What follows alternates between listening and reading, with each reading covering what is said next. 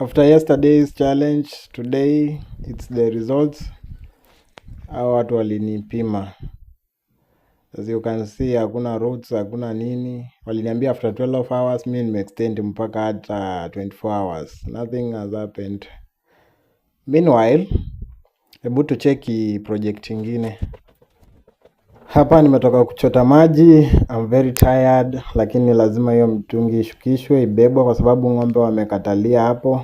Ikabidi nibebe. Huku kumekauka, kuna jua. As you can see, niko na kashamba hapo.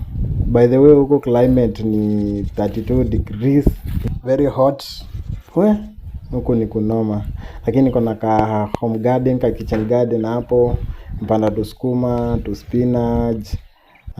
Kuna mpaka kitunguu. Ndio ilikuwa time ya sasa kunyunyuzia maji after nimeitoa huko mbali. Nimeitoa kwa dam. Dam yenyewe iko mbali, ni Masinga Dam. So I have to water them. Na hiyo ndo method kwa sababu nimeziekelea juu ya mti mahali kuku hawawezi fikia.